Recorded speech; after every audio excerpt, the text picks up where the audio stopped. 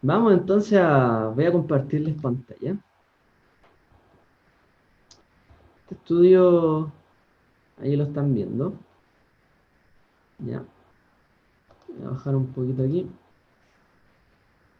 Ustedes están viendo acá un PDF que nosotros lo hemos compartido en otro momento, en otros años, sobre la fiesta de Shavuot. Un poco una explicación paso a paso de lo que se trata, un poco para aclarar el panorama, ¿ya? Elementos esenciales que hay que saber sobre lo que vamos a pasar, la festividad de Shavuot, la festividad de las semanas. Así que, así como lo hemos hecho en otro momento, vamos a darlo también esta vez. Este material no es mío, ya este material, bueno, yo lo adapté y lo traduje de la página Torah Resource del maestro Tim Hegg, ¿ya? En algún momento también estuvo en si no me equivoco, en la directiva de la MGAA, la Messianic Jewish American Alliance, la Alianza Judío-Mesiánica Americana, ¿ya? Pero bueno, él tiene muchos temas y es bastante interesante. ¿Ya? Este tema lo saqué de ahí, los traje de ahí porque me parece que es bueno analizar punto a punto como lo toca aquí. Aparte que él le gusta mucho irse a la escritura, ¿ya? Y eso es algo que yo sé que nos gusta a todos. Más allá del comentario que dijo el rabino acá, ya la interpretación, aquí nos vamos un poco más a la escritura, ¿ya? Para analizar desde allí mismo lo que estamos pasando en estos días, viviendo. Ya creo que está bien. Me permiten ahí. Ah, bueno, Shabuatov también, Ghislaine está allí también en la transmisión. Vamos entonces, no sé si terminaremos. Yo voy a ir viendo la hora. Ya no quiero extenderme más allá de las 8:30. Nos vamos a extender. Eso es como máximo, ¿ya? Para no hacer algo tan pesado ahora en la tarde-noche. Así que si alcanzamos a verlo todo bien. Si no, lo vamos a dejar así y lo continuamos otra semana. ¿De acuerdo? Eh, Había una pregunta por ahí que me estaba consultando Juan Carlos, JC como yo le digo, Juan Carlos Graterol. Estaba preguntando sobre cómo fueron escritas las tablas en el hebreo. Supongo que hablas de las tablas de la ley, las lujot, si fueron en hebreo o en el paleohebreo. Quizá ahí podamos comentar brevemente, ya que Shabbat se trata también de las tablas de la ley, ¿cierto? De recibir la Torá. La Torá fue dada a Moshe, pero no existía el hebreo como lo conocemos. Existía una forma más primitiva de escritura, ¿verdad? Como se le llama paleohebreo. La escritura hebrea que nosotros conocemos hoy es una escritura aramea, de hecho. Cuando los judíos, ¿cierto?, son deportados, sobre todo los judíos o judaítas, los de Judá, ellos llegan a Babilonia y adaptan, entre otras cosas, el Aleph Bet, ¿ya? Que tenía muchas similitudes con el hebreo, el arameo que usaban ellos, ¿ya? El arameo imperial de Babilonia. Y bueno, ahí se empiezan a adaptar algunas letras también hacia el hebreo, ¿ya? Pero no tenemos muchos manuscritos que estén en paleo hebreo, pero por ejemplo los rollos del Qumran se ha descubierto algunos escritos que trataron de conservarse así, sobre todo los manuscritos que tenían el nombre de Hashem, Yod He Vav He, está escrito en paleo en la mayoría de los documentos que ellos escribían o copiaban, ¿ya? Bueno, espero que haya quedado un poco claro. En la época de Moshe la escritura no existía de una manera tan como existe hoy día, era más cuneiforme, ya cada letra tenía un símbolo y un concepto. Y hoy día también lo tiene, pero tiene una forma que no necesariamente tiene que ver con el concepto, en aquel entonces sí. ¿Ya? Bueno, avancemos entonces en esto, un estudio sobre la fiesta de Shavuot. Primero, la fiesta de Shavuot. Bien, ¿por qué se llama, o por qué la fiesta se llama Shavuot? Primera pregunta que nos debemos hacer. ¿Ya? Todas estas preguntas son preguntas preliminares. Voy a leerlas mientras tanto. ¿Por qué contaremos los días y semanas entre Pesach y Shavuot? Voy a acercar aquí el micrófono para que escuchen mejor. ¿Ya? Ya que mi apoyo está aquí, no hay ningún problema. ¿Cuáles fueron los eventos históricos que ocurrieron en Shavuot y cómo revelan estas jornadas las lecciones que debemos aprender al celebrar la fiesta? ¿Ya? Entonces, tenemos que saber el significado de Shavuot, por qué contamos estos días entre Pesach y Shavuot. Lo siguiente es saber cuáles son los eventos que ocurrieron en esta época, eventos claves, y cómo revelan esas jornadas, es decir, esas travesías que tomaron los hijos de Israel en su peregrinaje. Algo que nos tiene también ¿qué es lo que nos tienes que enseñar a nosotros? Todos los tiempos señalados nos ofrecen una oportunidad especial para hacer un inventario espiritual personal. ¿Cómo estoy? ¿Cómo alguien que ha sido redimido de la esclavitud? Perdón, de nuevo, ¿cómo estoy como alguien que ha sido redimido de la esclavitud para servir a Dios? La pregunta retórica. ¿Ya? Así que, ¿qué es lo que significa Shavuot? Yo sé que por ahí saben. A ver si alguien también puede participar y también puede responder. ¿Qué significa Shavuot?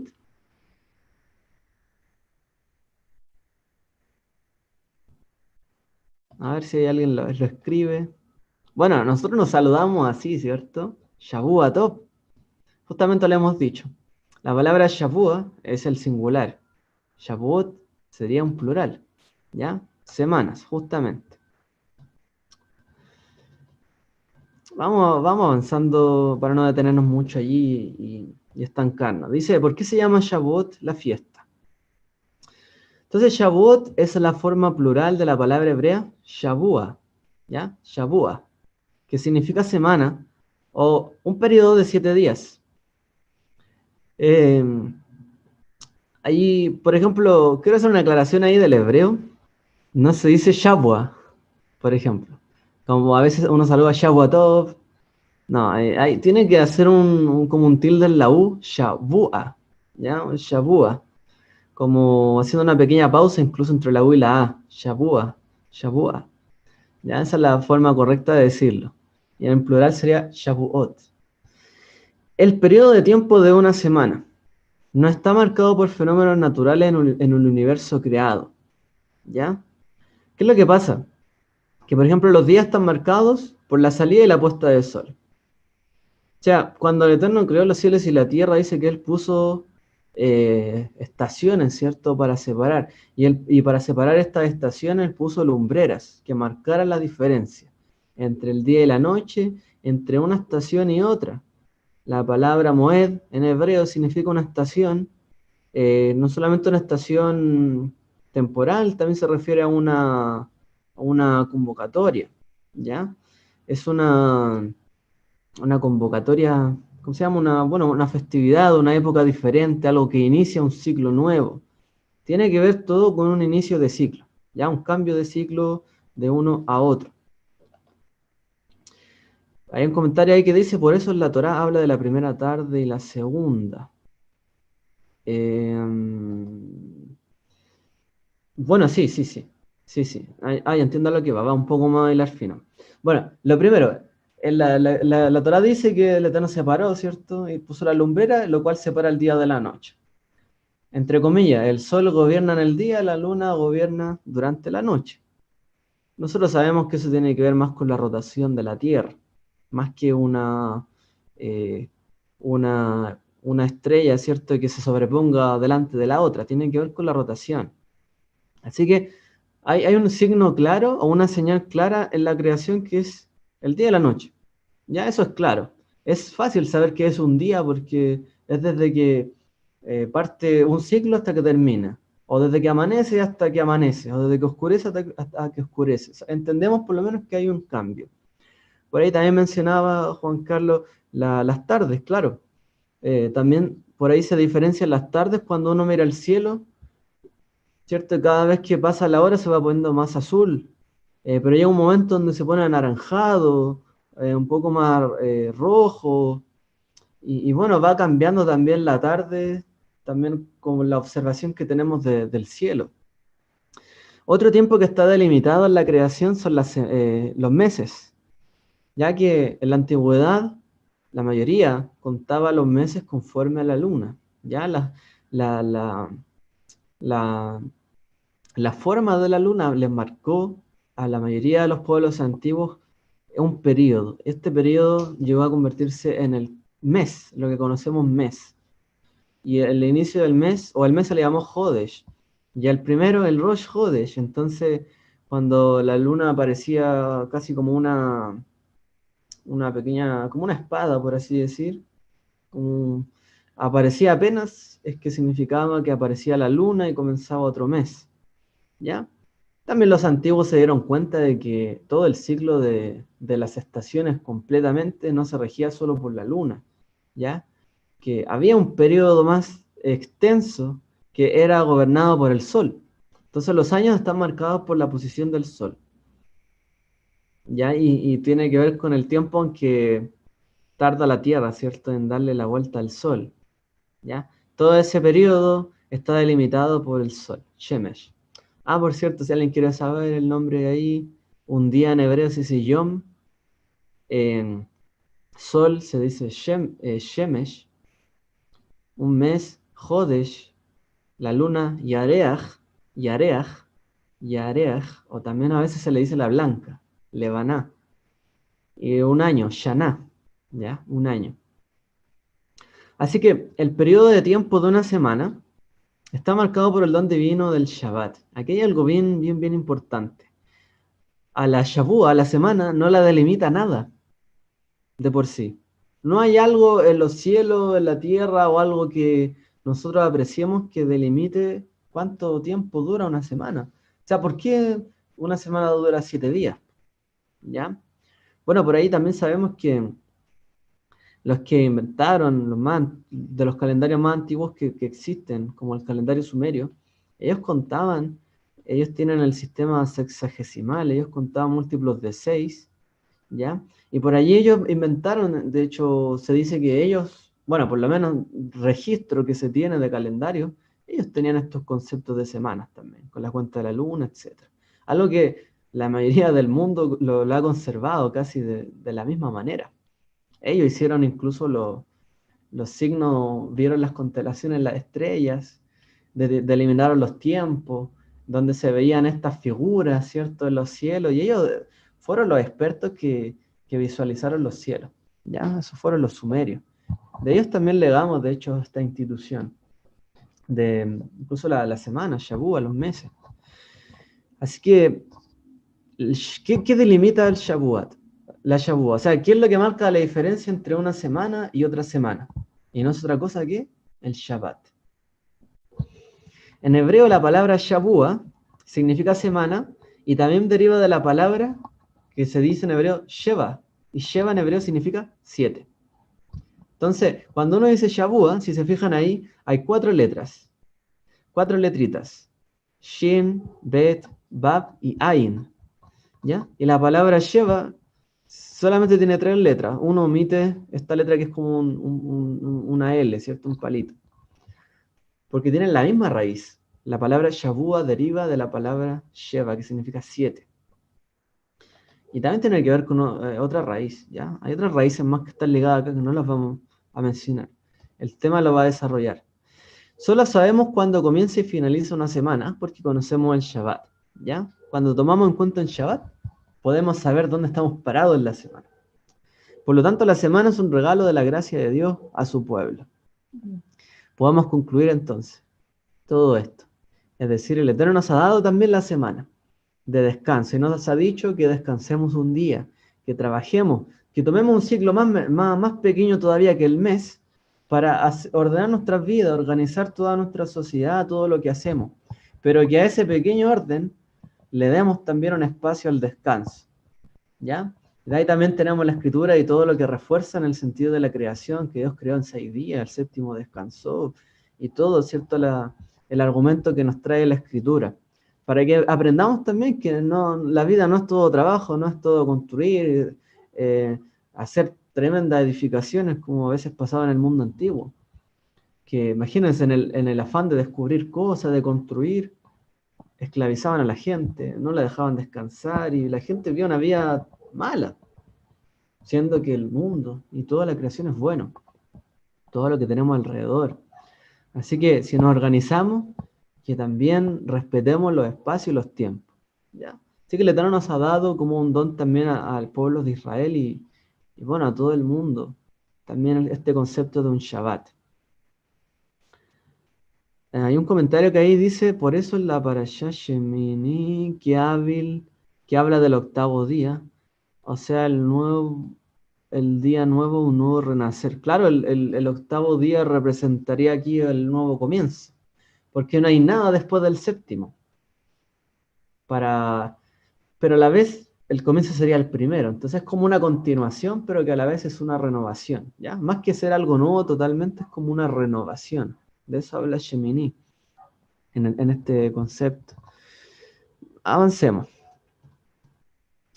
De la misma manera, el cálculo de Shavuot no está marcado por el sol o la luna, ¿ya? Es decir, Shavuot no está delimitado por la luna, por las estrellas, por el sol, etc. No hay una señal en los cielos que delimite una semana, sino que el concepto del Shabbat.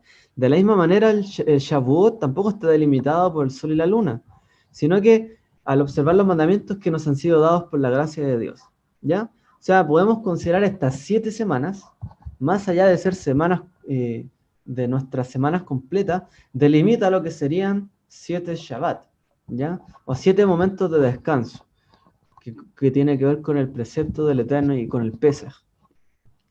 Shavuot significa literalmente un lapso completo por 7 unidades, ¿ya? Esto puede ser 7 días, 7 años, 7 años sabáticos, incluso 7 años de Yobel, jubileo. Por lo tanto, la Torá nos ordena contar los días y las unidades de 7 semanas, por lo que la fiesta se llama Shavuot, literalmente 7 o literalmente semanas. Entonces, Shavuot significa semana. ¿Qué es lo que dice la escritura? Y os habéis de contar desde el día siguiente del Shabbat, desde el día en que ofrecisteis el Homer de la ofrenda mecida, 7 semanas cumplidas serán, hasta el siguiente día del Shabbat séptimo, contaréis 50 días. Entonces ofreceréis nuevo presente al Eterno. Y de aquí se deriva entonces la instrucción del Homer. Como dice ahí, contaréis desde el día siguiente al Shabbat, desde el día que trajisteis el Homer de la ofrenda mecida. 7 semanas cumplidas serán. ¿Ya? No vamos a entrar en todo ese tema de la discusión, pero algunos interpretaron este Shabbat, que sería el Shabbat semanal. ¿Ya? Por ejemplo, los saduceos, los que estaban en el templo, los sacerdotes, en la época de Yeshua. Y ellos interpretaron que ese Shabbat era el Shabbat semanal. Los fariseos interpretaron que era el Shabbat de Pesaj, ¿ya? Que en el fondo es el día 15 de Nisan. Disculpe. Por allí otros interpretaron incluso que sería el séptimo día de Pesaj, ¿ya? O el séptimo día de Hagamatzot, que ese sería el Shabbat del que habla. Entonces algunos, como los esenios, comenzaban a contar todavía después. Había una discusión allí. Lo que está claro es que el mes comenzaba con, en esta época que tenía que ver con la primavera, y los granos que traía la primavera, ¿ya? De los primeros granos, a partir de ese Pesaj, se empezaba a recordar en el fondo, en Pesaj nos recordaba todo lo que comimos en Egipto, y al siguiente día empezamos a recordar en el fondo que ahora estamos en una nueva tierra, en la tierra de Israel, y todo el fruto y el producto del grano que se nos ha dado. Entonces, la mayoría del judaísmo interpretó según los fariseos, ¿ya? Ahí hay una gran discusión y la verdad es que no hay una conclusión 100% acabada de esto, ¿ya? No hay una discusión ahí cerrada. Todavía puede quedar algo abierto en la discusión. Así que, más allá de eso, nosotros guardamos, ¿cierto?, el calendario de Israel, el calendario que sigue el pueblo judío, para también estar en la misma sintonía, ¿cierto?, con todo Israel, ya que nos queremos, estamos agregándonos, injertándonos en un pueblo. La idea es que también pues, conozcamos de la sabiduría de este pueblo y podamos ir aprendiendo, ¿cierto? Bajo la sombra de Israel, pero obviamente bajo primeramente la sombra de nuestro Mesías. En cuanto a la ley, nosotros optamos siempre, el judaísmo mesiánico siempre opta por ir en la línea del judaísmo, ya en cuanto a la interpretación de tiempo. ¿Por qué? Porque el ciclo de la luna y etcétera, todo lo determinaba un Sanedrín. Hoy día no hay un Sanedrín. Y el último Sanedrín que existió determinó un calendario fijo para que todo Israel no siguiera un calendario personal, sino que todos pudieran seguir un calendario unificado, ¿ya? Así que seguimos nosotros el calendario que hizo Gilel II. Avancemos. Shavuot está conectado a Pesaj, ¿ya? Este es el punto quizás relevante de lo que significa Shavuot. Shavuot tiene que ver con Pesaj, no está aparte de Pesaj, no es una fiesta diferente. De hecho, todas nuestras festividades tienen alguna conexión, la una con la otra. ¿Por qué Dios? ¿Por qué Elohim? No sé, ordenó contar los días de la fiesta de Pesaj para determinar el día de la fiesta de Shavuot.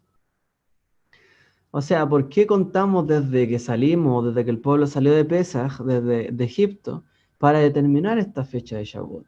¿Por qué hay que contar los días? Acá hay alguna respuesta. Dice, para enseñarnos que Shavuot está ligado a Pesaj. Esto es lo primero. O sea, si contamos desde el día siguiente, es porque no estamos deteniendo, ¿cierto?, el flujo de Pesaj, todo lo que significa la memoria y la celebración, sino que estamos continuando Pesaj y estamos haciendo algo que conecta lo uno con lo otro. Entonces el Homer también trata con eso. Y estos días de conteo. Tratan de conectar una festividad con la otra. Como muchas veces pasa, ¿cierto? En el mundo, en el universo, vemos que las cosas están conectadas de una manera. Las cosas no están, cuando algo está unido a otro, de una manera u otra hay que conectarlo, hay que encajarlo, ¿ya? Y el Homer sería este encaje. Pesaj también significa ser redimido de la esclavitud. Pero ¿para qué redimió el Eterno a su pueblo de la esclavitud? Y no hay otra respuesta sino, como dice Shemot 8:20, deja ir a mi pueblo para que me sirva. ¿Cuál es el objetivo de que el Eterno haya liberado a su pueblo, Israel, para que sirviera o sirviéramos, ¿cierto?, a Hashem en el desierto y para entrar en la tierra prometida?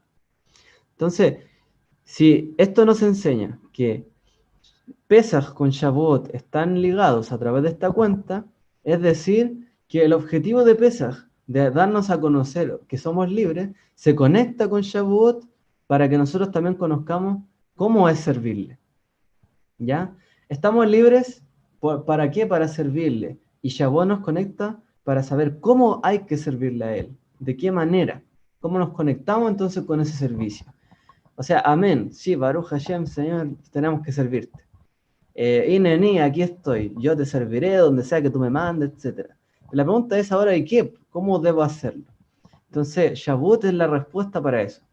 ¿Ya? Somos libres, Baruch Hashem. Pero ahora, ¿cómo servimos al Eterno? Y Shavuot trae la respuesta. ¿Por qué 7 semanas y el día 50? El periodo del tiempo de Pesaj y Shavuot modela un ciclo de años, de Shemitah y de Yovel. Ya para los que no tienen claro estos conceptos de Shemitah y Yovel, Shemitah es el año de la remisión, el año del perdón. El año séptimo, en un ciclo también semanal de años, era el año donde había libertad, ¿cierto? Había un perdón también. Y había un ciclo nuevo que comenzaba, ¿ya? Ese era un año que debía descansar la tierra y que en general había que dar un descanso, ¿ya? Es un poco lo que estamos viviendo en este tiempo, un Shemitah un poco forzado. Pero realmente la tierra, hay una instrucción en la Torá de que la tierra debe descansar. La tierra tiene que tener un momento donde no se abuse de ella, sino que pueda reposar y retomar. ¿Ya? Entonces, el periodo de Pesaj y Shavuot también nos refleja un Shemitah, que tiene que haber un periodo, o hay un periodo donde también dejamos un descanso, ¿ya? También podemos decir, el pueblo de Israel salió de Egipto, sí, Baruch Hashem salió, pero después también tenía que recorrer un camino, también merecía un descanso, también tenía que tener un reposo, también la tierra tenía donde ellos pisaban, tenía que descansar, tenía que haber un momento donde todas las cosas se hicieran armoniosas, ¿ya?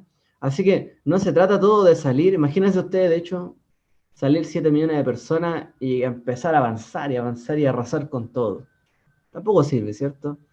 Por eso Israel tuvo jornadas. Hay otra para allá que habla bastante de eso, las jornadas.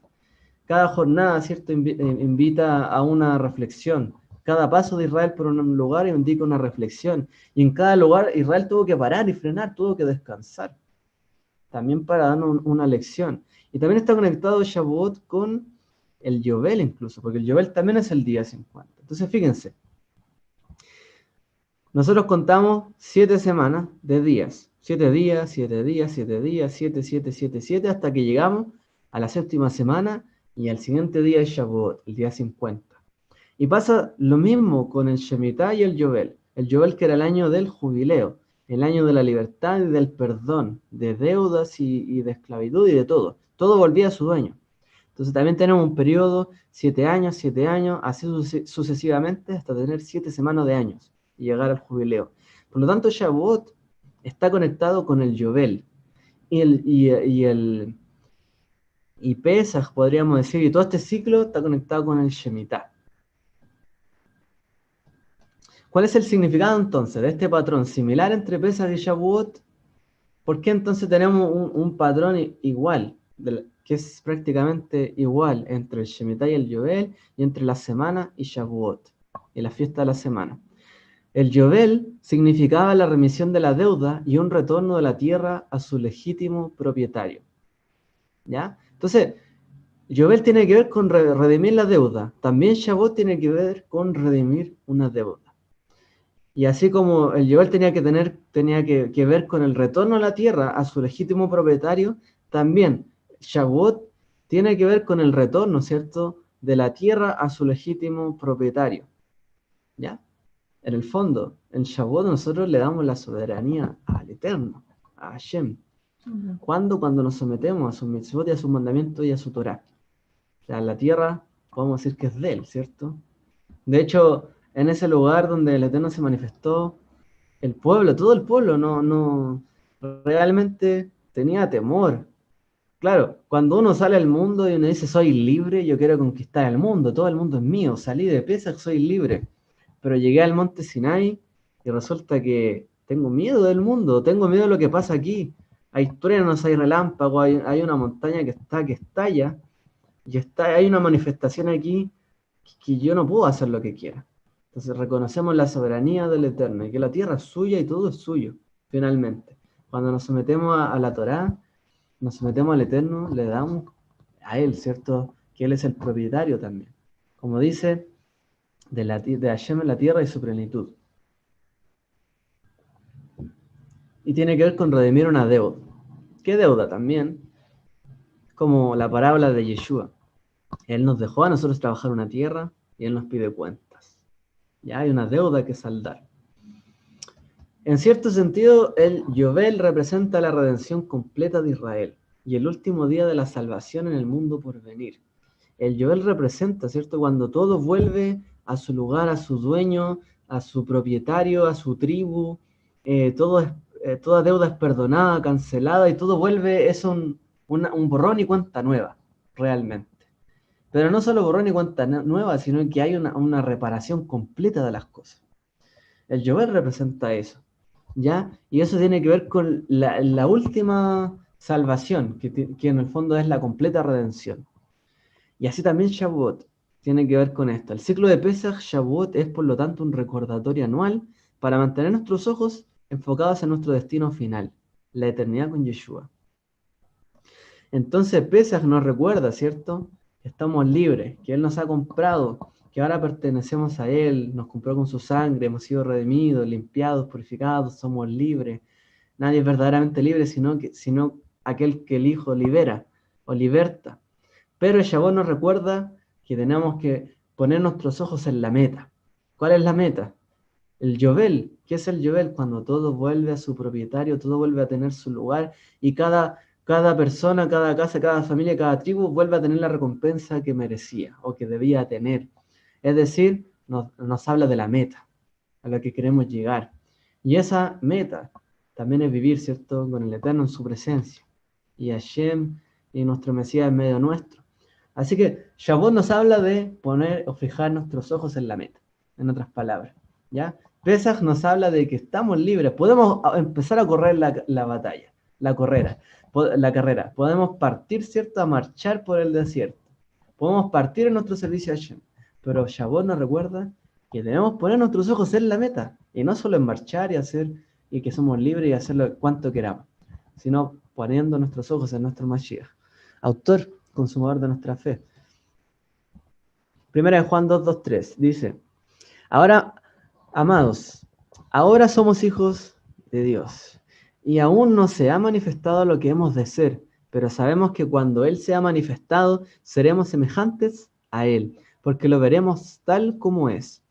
Y todo el que tiene esta esperanza en Él, se purifica a sí mismo como Él es puro. Así que Shavuot nos habla de la esperanza, de lo que estamos aguardando, a llegar a ser como Él. ¿Cuál es nuestra meta, de hecho? Llegar al cielo, sobrevivir el coronavirus. ¿Cuál es nuestra meta realmente en la vida? Sobrevivir, no sé, resguardarme, que nada me toque. Que hablábamos un poco en la mañana, en la para allá. Que nada toque, que nada entre en mi vida. Yo prefiero guardarme aquí, solito, no arriesgar nada.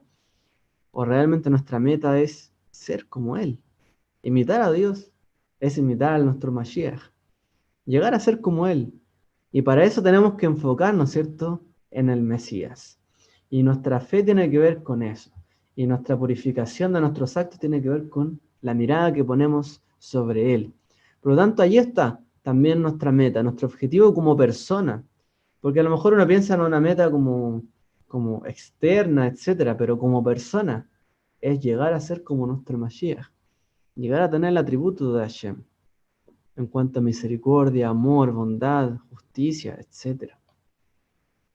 Llegar al reino. Claro, nuestra meta es llegar al reino.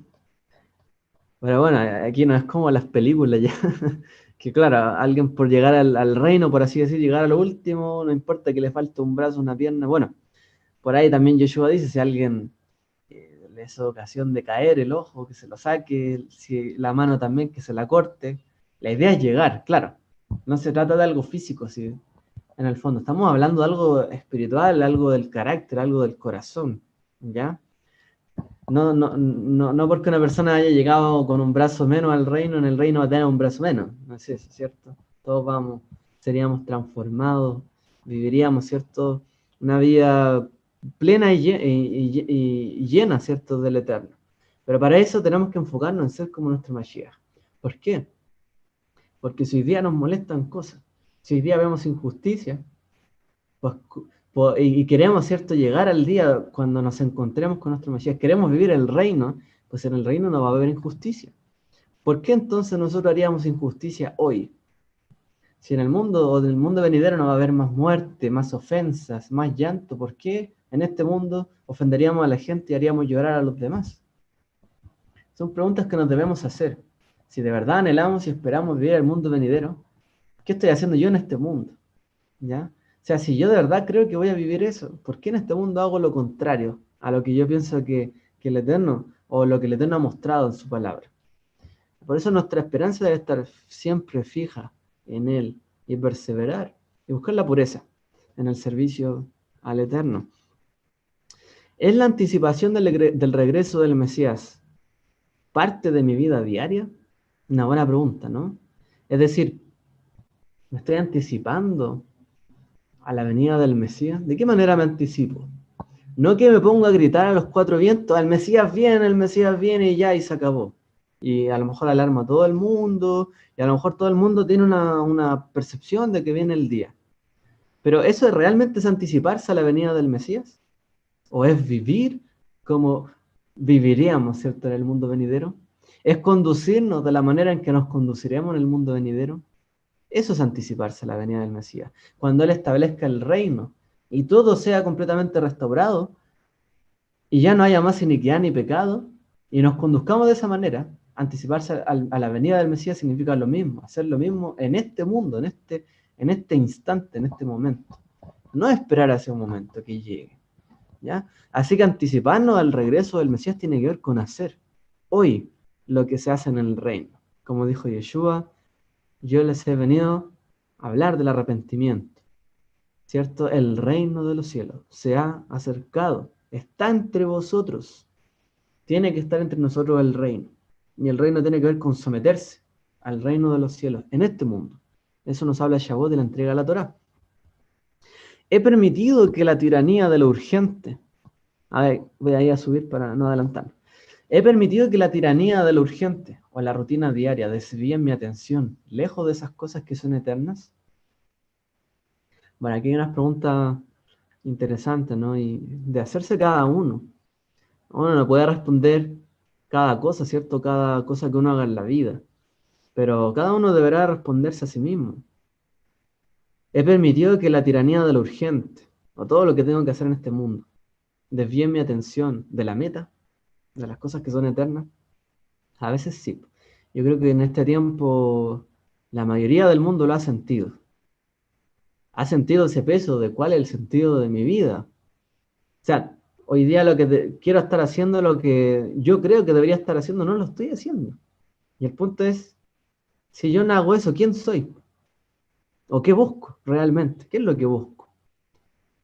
Entonces nosotros debemos estar apegados también a lo eterno, a la esperanza, al amor, a la bondad, porque eso nunca pasa, el amor nunca pasa. El resto de las cosas pasará, pero el amor nunca pasará. También tenemos que enfocarnos en las cosas que perduran, y perduran no solo por esta vida, sino que para siempre. ¿De qué manera las prioridades de mi vida tienen a la eternidad a la vista? ¿Ya? O sea, de qué manera lo que yo estoy pensando, que es lo principal en mi vida, tiene una eternidad a la vista. O sea, yo las cosas que hago las hago con un sentido, un objetivo, una meta. Solamente lo hago por hacer. O tengo un objetivo. ¿Y ese objetivo es solo terrenal o es también un objetivo eterno? Por ejemplo, una persona podría ayudar a alguien y le da a lo mejor algo, no tiene para comer y le da algo de comer y ya. A lo mejor mi intención y mi meta es que él sacie su hambre, correcto. Pero tal vez mi intención pueda ser que no solamente coma de ese pan, sino que pueda comer de un alimento espiritual, que así como su cuerpo tiene hambre, también su espíritu puede tener hambre. Y estoy pensando un poco más allá. Y a lo mejor ahí tiene que ver con lo que dijo Yeshua y lo que dice la Torá. ¿Por qué? Porque no solo de pan vive el hombre, sino de toda palabra que sale de boca de Yeshua. Entonces, no solo el pan, que es lo más básico de la vida que tenemos para comer, que es algo totalmente material, tiene un sentido solo material. También hay una inyección de algo espiritual, de algo eterno, detrás de. Entonces nosotros también debemos, por así decir, elevar las cosas que hacemos, con las cuales interactuamos, y darle un sentido de eternidad a todo lo que hacemos. Si yo ayudo, yo aporto, yo dono para la obra del Eterno, ¿lo hago solo porque cumplí con lo mío? ¿O porque yo sé que estoy invirtiendo en algo que es perdura, o en algo que es eterno, en algo que no solamente me beneficia a mí, es una cadena que no se interrumpe? Y estoy volviéndole, ¿cierto?, al Eterno a dar la soberanía.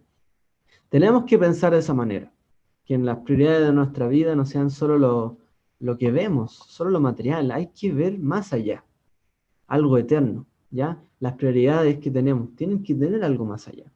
Y no importa los años que tengamos, el momento en que vivamos, siempre debemos agregarle este elemento eterno a nuestra vida y a lo que hacemos. Aquí hay un comentario, dice, en nuestro caso ya sin hijos en la casa, ya que se fueron, siguieron a sus esposas, nosotros nos ocupamos más en la Torá. Persiguen, ¿cierto?, los valores también de la Torá, valores que son perpetuos, que son eternos. ¿Ya? Entonces, uno cumple una misión, yo le dejo un legado a otro, pero también me sigo dedicando a lo que es eterno y permanece. Por ejemplo, como mencionan ahí, el estudio de la Torá y las acciones piadosas, que también deben estar acompañadas a nuestro estudio, ¿cierto? La acción. Voy a ver si hay algún comentario más. Ah, bueno, nuestra hermana Giovanna dice Shavuot a todos. Shavuot a todos, hermana Giovanna. Y a toda la familia, hermano Yohanan, Otoniel, Samuel, la Tabita. Bien, veamos no creo que alcancemos a terminar, vamos a ver este punto 5, ¿ya? Vamos a ver hasta este punto 5. El primer gran evento que ocurrió en Shavuot fue la entrega de la Torá en el monte Sinai. ¿Ya? O sea, ¿qué es lo que primero debemos recordar de Shavuot? Es que fue entregada la Torá. ¿Cómo se define esto primeramente? Primariamente el significado de la fiesta, ¿ya? Y fíjense en este esquema. Este esquema nos dice mucho. En Pesaj, ¿qué es lo que fuimos? Redimidos, ¿ya? Fuimos redimidos y liberados para ser justificados, ¿ya? O sea, el objetivo final de ser redimidos, ser justificados. En Shavuot, por ejemplo, fuimos instruidos, ¿ya? Porque ¿qué es lo que se vio en Shavuot? La entrega de la Torá, para ser santificados, ¿ya? Así que en Pesaj fuimos redimidos para ser justificados, ¿ya? Por el Cordero y por nuestro Mashiach. En Shavuot fuimos instruidos, recibimos la Torá para ser santificados. Son objetivos diferentes. Muchas veces la gente confunde estas cosas. La gente confunde la gracia, la ley, la justificación, la redención, la salvación. La gente tiene un enredo ahí, ¿ya? En Pesaj fuimos salvados para ser justificados, ¿ya? Hallamos la salvación, la liberación para ser justificados. En Shavuot recibimos la instrucción, es otra etapa, para ser santificados. Es decir, que el Eterno nos haya limpiado y lavado y nos haya hecho libres, no significa que inmediatamente uno es santificado y ya. Por supuesto, está en un estadio diferente, puro, libre, pero eso no nos va a mantener en esa libertad, ni en esa pureza, ni en esa santidad. A menos que recibamos una instrucción de cómo mantenernos. Y para eso es la Torá. También en Pesaj recibimos una identidad, ¿cierto? Todos los hijos de Israel recibieron una identidad al todos hacer lo mismo en Egipto. Sacrificar el cordero, juntarse como familia y ser llamados en el fondo hijos del Eterno, bajo su protección. Y esto nos muestra quiénes somos nosotros. Ya recibimos una identidad para saber quiénes somos nosotros. ¿Quiénes son ellos? Ahora ellos son el pueblo de Hashem. Ellos fueron en ese momento que el Eterno los liberó. A lo mejor el Eterno era el Dios de sus padres, el Dios de Abraham, el Dios de Isaac, el Dios de Jacob, pero no era el Dios de ellos. Pero en el momento en que fueron liberados, recibieron identidad de pueblo. Y ahora ellos son hijos de Israel. Y todos ellos lo supieron, y que Hashem era su Dios. En Shavuot, ¿qué recibimos? Instrucciones para saber lo que debemos hacer. ¿Ya? Muy similar a lo anterior. Así que Pesaj nos dice quiénes somos y Shavuot qué es lo que debemos hacer. Recibimos identidad, pero también recibimos instrucción, y esto es muy importante. Por ejemplo, hay personas, a veces se ve más en las películas, pero yo también lo he visto en la vida real, que creen que solamente por ser el hijo de tal o de cual, o ser la persona influyente tal y cual, que puede llegar y hacer lo que quiera. Pero la identidad que esa persona tiene es súper fuerte. Pero la identidad que tenga no le da el derecho a hacer lo que quiera. Ya no le aprueba o desaprueba en cuanto a lo que quiera o no quiera hacer. Pero sí le da la identidad de cuáles son los parámetros en donde se puede mover. Pero en cambio una persona que recibe una instrucción, una educación, que sabe el trato con las personas, que se instruye, ¿cierto? No va a llegar y tomar la misma actitud de esta persona así. No por ser el hijo de tal puede hacer lo que quiera, sino que cuando él recibe la instrucción, él va a saber cómo andar y cómo moverse. Entonces, si alguien tuviera, por ejemplo, una persona que tuviera mucho dinero, solo por su hijo, ser su hijo, le dejaría todo su negocio, por ejemplo. Bueno, quizás hay quienes lo hacen, pero primero tiene que prepararse. No porque sea su hijo, está listo y preparado para tomar decisiones y determinaciones, sino que debe prepararse, debe instruirse. Si se instruye, allí sí le puedo permitir. Por ejemplo, bueno, un caso de negocio. Ustedes conocen ¿cómo se llama?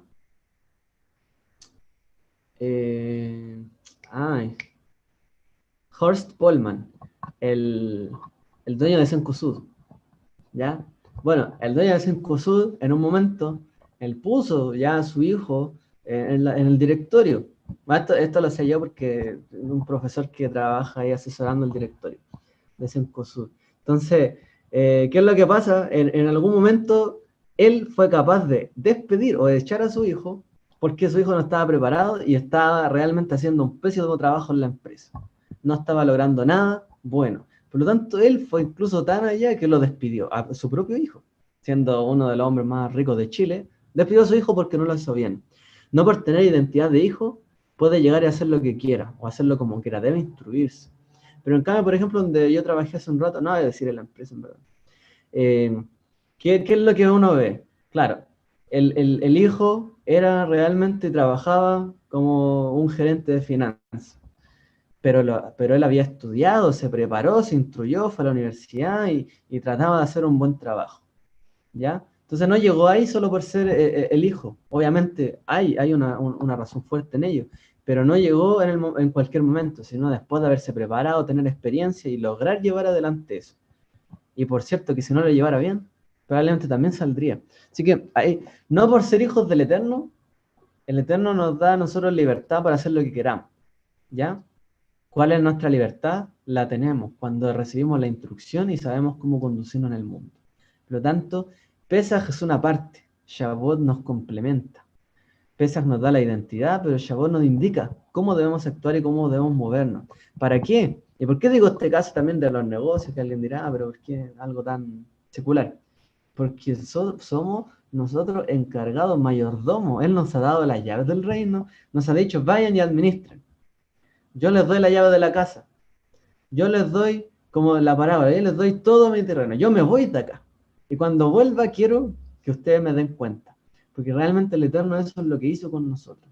Entonces imagínense, si una persona solo por creer que recibió las llaves del reino, todo eso puede hacer lo que quiera y a lo mejor no lograr nada, porque no puso su ojo en la meta, tiene un problema. Aquel que no se preparó, pero aquel que sí se preparó, que sí trabajó duro, que sí buscó y buscó multiplicar y multiplicar y multiplicar, pues esa persona, aún lo que el otro no hizo, se le va a quitar y se le va a dar a él. Y eso es la parábola que nos trae Yeshua. ¿Ya? Así que Pesaj es importante, Shavuot también es muy importante, nos complementa a nuestra festividad y lo que hemos vivido hasta este día. La Torá fue entregada a Israel en Shavuot para instruirnos sobre cómo debemos servir a Dios como su pueblo redimido. ¿Ya? Así que Shavuot nos enseña cómo debemos servir como un pueblo redimido. Lo mismo, en Pesach fuimos redimidos, en Shavuot tenemos que saber qué debemos hacer y cómo servirle a Él. Solo podemos servir a Dios, a Hashem, como Él quiere cuando nuestras vidas se ajusten a sus instrucciones. Y esto es lo verdadero. No podemos servir a Dios como queramos, ni como se nos ocurra, y no se puede. No se puede agradar a alguien con lo que le agrada a uno. La única manera de agradar a otro es agradarlo con lo que a él le agrada, no con lo que a mí me agrada, porque todos somos diferentes. Sabemos que el Eterno nos pide ahí una cuota de ceder, ¿cierto?, en nuestras vidas, muchas veces lo que queremos hacer. Eso es justamente lo que nos pide. Pero tenemos que estar seguros de que cuando Él nos pide eso, Él nos va a dar mucho más a nosotros. Él nos garantiza nuestra seguridad, nuestra paz, nuestra bendición, nuestra prosperidad, nuestro futuro. Y Él nos dice que nos va a proteger. Ganamos mucho más cediendo algo de nuestra vida, de nuestra propia voluntad y haciendo lo que a Él le agrada. Entonces, ¿cuándo realmente podemos servir a Dios? Solamente cuando sabemos cómo Él quiere que le sirvamos. Por eso tanto mandamiento y tanta instrucción. ¿Ya? Aquí había un comentario. Dice, el pueblo se redimió cuando salió de Egipto. Claro, eso hablamos, ¿cierto? Cuando salió de Egipto, ahí fue redimido, fue liberado. Bien, continuamos. Romanos 12:2. No os adaptéis al mundo, sino sed transformados por la renovación de la mente, para que comprobéis cuál es la voluntad de Dios, lo bueno, lo aceptable y lo perfecto. Esta carta a los romanos es muy clara, ¿cierto? No os adaptéis al mundo. ¿Quién se puede adaptar Alguien que es fácilmente moldeable. ¿Quién es fácilmente moldeable? Una mente limpia, una mente ligera. O alguien que ya se ha quitado un peso. Una persona libre, podemos decir que puede cambiar su hábito y puede adaptarse a otro. Solo alguien que es libre. Pero ¿qué es lo que nos dice Shaul? No se adapten al mundo, ya que han sido llamados a libertad, ahora que tienen paz, ahora que el Eterno los ha libertado, y el Mesías, y se han arrepentido, y están libres realmente, no se adapten al mundo, sino que transfórmense, renovando su mente, para que comprueben qué cosa, cuál es la voluntad de Dios. Y les dice así para que comprueben, porque la única manera de comprobar cuál es la voluntad de Dios es si nosotros renovamos realmente nuestro pensamiento.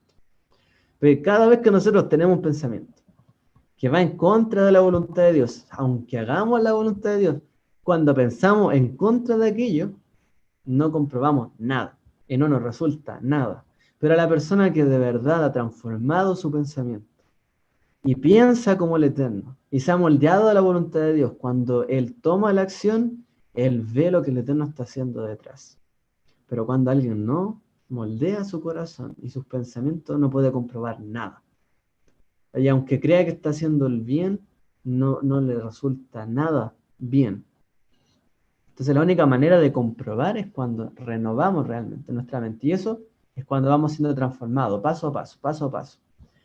Como en este escalón, en esta escalera que es de Pesach a Shavuot, para comprobar la voluntad de Dios, lo bueno, agradable y lo perfecto, que no es otra cosa que la Torá y sus caminos, y los caminos del Eterno. No por obras, para que nadie se gloríe, porque somos hechura suya, creados en Yeshua el Mesías para buenas obras, las cuales Dios preparó de antemano para que anduviéramos en ellas. O sea, en el fondo, cada vez que uno hace una nueva obra, una buena obra, no tenemos que gloriarnos. ¿Por qué? Porque todo lo hizo ya el Eterno. O sea, si alguien cree que ayudar a alguien es hacer una buena obra, el Eterno ya nos ayudó primero. Y Él ya ayudó primero. No hay nada nuevo en eso. Él de antemano preparó todas las cosas. Y Él eso lo realizó para que nosotros supiéramos qué es hacer lo bueno. No porque inherentemente hagamos lo bueno, sino porque Él hizo lo bueno. Y Él nos mostró a nosotros a través de su Ruach HaKodesh, y no solo a través de eso, sino a través de su palabra, y no solo a través de su palabra, sino a través de la creación. ¿Qué es lo bueno? ¿Qué es lo agradable? ¿Qué es hacer el bien? Todas aquellas cosas el Eterno las preparó de antemano para que las viéramos y las practicáramos. Para que nadie se gloríe, porque el Eterno ya lo hizo todo. Él ya lo había destinado todo, ya lo formó todo. Y Él nos mostró en su creación también toda su bondad. Todo lo nuevo que hagamos, no hay nada nuevo. El Eterno ya lo hizo. ¿Ya? Y Él nos creó y todo lo que somos, poseemos, pensamos y hacemos proviene de Él. Por lo tanto, nadie se puede gloriar, sino solamente su bondad y su gracia, ¿cierto? Nos ayuda a mantenernos y a hacer su obra. ¿Para qué? Para obrar como Él obra en el mundo. En el fondo, somos imitadores. No somos originales en hacer el bien, porque el primero que hizo el bien es Hashem. Comentario. Dice, por eso Yeshua dice que cuando venga y hagamos lo que debemos decir siervos inútiles somos porque hicimos lo que debíamos. Claro, justamente, somos siervos inútiles. No hay nada nuevo, no inventamos nada, no hicimos nada nuevo, sino lo que Él ya nos mostró que debíamos hacer. Y cuanto más nosotros que hemos visto el ejemplo de Yeshua. A lo mejor nuestros padres o muchos de ellos no los vieron, pero nosotros sí. Entonces, ¿qué es lo que debemos hacer? Conducirnos como Él se condujo, perdón. Debemos conducirnos como Él lo hizo, ¿ya? Para realmente decir, no es por nuestras propias fuerzas, no es porque quisiéramos, que estamos imitándolo a Él, porque Él es bueno, Él es justo, Él es santo, Él hace lo correcto, hacemos como Él obra, y somos llamados hijos de Él.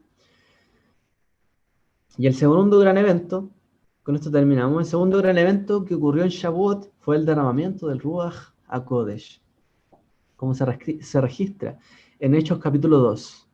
Cuando llegó el día de Pentecostés, como dice el griego, el día 50 en otras palabras, estaban todos unánimes juntos, y de repente fue hecho en el cielo un estruendo, como de una ráfaga de viento impetuoso, el cual llenó toda la casa donde estaban sentados, y se les aparecieron lenguas como de fuego, que se repartieron y se posaron sobre cada uno de ellos. y todos fueron llenos del Ruach HaKodesh, y comenzaron a hablar en diferentes lenguas, según el Ruach les concedía hablar. Así que el otro gran evento que ocurrió en Shavuot no solo fue la entrega de la Torá, sino que fue la visión profética, ¿cierto?, del Ruach HaKodesh. Ellos recibieron visión profética, ellos recibieron el espíritu de la profecía en ese momento. ¿Para qué? Para dar testimonio de que todo lo que ellos recibieron y vieron era verdadero.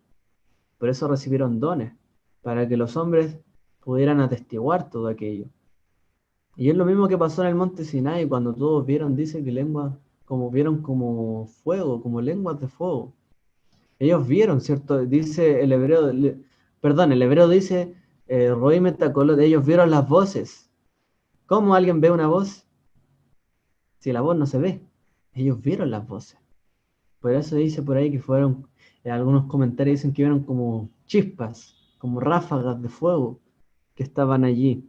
Ellos también tuvieron y recibieron del Ruach HaKodesh, porque ellos pudieron atestiguar ya en ese momento toda la bondad del Eterno que estaba mostrándole en ese minuto. Y lo mismo ocurrió en ese evento del derramamiento a toda carne, que estaban allí convocados en pos del Mesías. ¿En cuándo? En Shavuot. Entonces, ¿cuál es la importancia del hecho de que el Ruach fue dado en este camino de la fiesta de Shavuot? ¿Por qué el Ruach fue dado en Shavuot? ¿Por qué tenía que ser allí para enseñarnos? Como dice aquí Lucas, vosotros sois testigos de estas cosas. He aquí yo envío la promesa de mi Padre sobre vosotros. Así que vosotros permaneced en la ciudad hasta que seáis investidos de poder desde lo alto, como dijo Yeshua a sus discípulos. Pero recibiréis poder cuando venga sobre vosotros el Ruach HaKodesh, y me seréis testigos en Jerusalén, en toda Judea y Samaria y hasta lo último de la tierra. En otras palabras, el testimonio. Recibimos la Torá y recibimos el testimonio. Recibimos Torá, instrucción, y recibimos Edut, es testimonio. Ese es un objetivo de Shavuot, que recibiéramos todas estas cosas. La instrucción, pero ¿quién va a seguir guardar una instrucción si nadie le demuestra que eso funciona? Esa es la pregunta. ¿Por qué yo debería guardar esto si esto ni siquiera sé si va a funcionar? Está el testimonio. El testimonio de lo que vieron los hijos de Israel en el monte Sinai y el testimonio de lo que vieron los talmidín de Yeshua y todo Jerusalén allí, ¿cierto? En el derramamiento del Ruach HaKodesh en Shavuot. El testimonio para darle una validez a que nuestro cumplimiento, nuestras obras, lo que estamos haciendo, por lo que estamos trabajando, es verdadero, es correcto y el Eterno lo respalda. ¿Ya? Así que esto es muy importante. Nadie de hecho sigue algo si no lo comprueba. Por eso ahí vimos dos cosas. Bueno, una es la comprobación que el Eterno hace, que fue derramar su ruaj. Y otra es cuando nosotros limpiamos nuestras mentes, las renovamos y podamos comprobar realmente cómo el Eterno cumple nuestras vidas. Bien, el chat dice, el pueblo siempre pide señales pero no sabe verlas. Claro, el Eterno dio señales. Lo que pasa es que el pueblo es rebelde porque aunque ve señales no atestigua esas cosas. Aunque las ve no las dice, las calla, se las guarda. Por lo tanto, no es meritorio de recibir nada más que eso, o que la señal. Solamente el mérito de recibir la señal reciben, o de verla. Pero no de anunciarla como veíamos en la mañana, no como el Mashiach, que pudo anunciar lo que fue dicho y lo que fue dado para todos nosotros, como un mebaser. Bien, hasta acá este estudio. Hay un comentario también en YouTube, dice Baruch Hashem. Somos templo del Creador, tenemos el privilegio que en nuestro interior nazca el reino de Hashem, paz, amor, misericordia y toda la Torah. El Mashiach nos mostró cómo caminar. Así es, amén. Así es, somos un templo caminante. Pero realmente, como veíamos, o sea, cada cosa tiene su límite. La Torah nos va dando sus límites. La Torah nos va indicando por qué lugar conducirnos. La Torah, ¿por qué tiene límite? Porque es un sendero, la Torah es un camino. El que se sale del camino se extravía. Por eso la Torah tiene límite. Porque límite acá y un límite acá. Hay un cerco por la derecha y la izquierda. Él nos pidió que no nos desviemos ni a derecha ni a izquierda, que sigamos el sendero de la Torá. Ese es el objetivo. Para eso tenemos que aprender a cómo caminar, ¿ya? Y tenemos que dar paso a paso, como un niño. Pero el niño cuando es pequeño, ¿cierto? Y aprende a caminar, camina para acá, camina para allá y trata de equilibrarse, se da de un lado para otro. Pero cuando ya da sus pasos, quizás incluso por decir así, da sus 50 días de paso, ya se puede plantar un poco más firme y camina derecho. Esa es la idea también de esta cuenta del Omer y de estos días entre Pesaj y Shavuot, caminar derechos, seguir el sendero de la Torá y no desviarnos de él. ¿Ya? Voy a dejar de compartir la pantalla, ya que vimos todo de allí. No sé si hay algo más que quieran comentar, que alguien quiera mencionar. Hasta aquí ha sido el estudio, ya lo continuaremos. Esto ustedes lo tienen a disposición, está en la plataforma, en la página web. Si alguien lo quiere leer de nuevo, verlo completo. ¿Ya? No hay ningún problema que lo vea de nuevo.